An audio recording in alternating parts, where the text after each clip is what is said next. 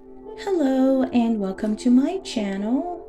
Say hi to a happy day. In this channel, I would like to share tales and stories I personally picked and or my kids' favorite book stories. Let's enjoy listening while I read to you Lost in the Museum. This is a big place, the teacher told the first grade.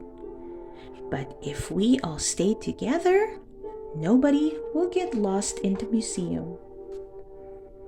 Danny said to Jim, I know where the dinosaur is. Come on, I'll show you.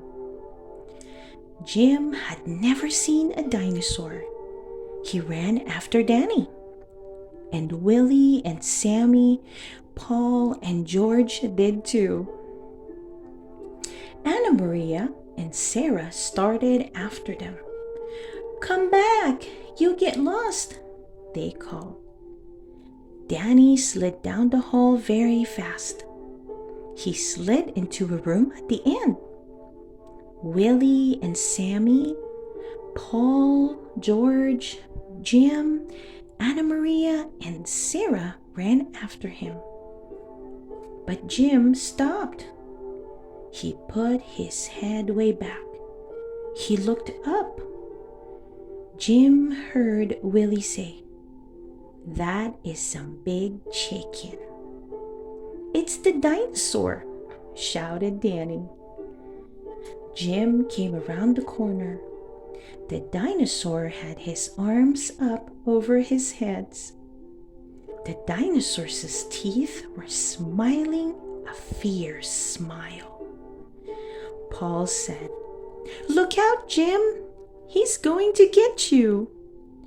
Jim turned and ran as fast as he could. Jim, stop! I was only fooling, Paul called. The kids came running after Jim. Don't worry, he won't hurt you, said Sammy. That's right, Willie told him. They don't have dinosaurs anymore. Paul put his arm around Jim. Anna Maria said, It's silly to be scared. Jim knew it was silly. He wished he could be brave. Come on, let's find the others, George said. I think we are lost, said Sarah. I know where to go, Danny said. They all hurried after him down the big hall. But there were too many rooms. You got us lost, Anna Maria said to Danny. My toe hurts, said George. Maybe we will have to stay here all night, Paul said. Jim thought about staying all night with the dinosaur. I will go find the teacher, he said. You stay here in case she comes. Jim went into many rooms. He kept his eyes shut a little. He saw the dinosaur. He could shut them tight. A big boy was looking at birds' eggs.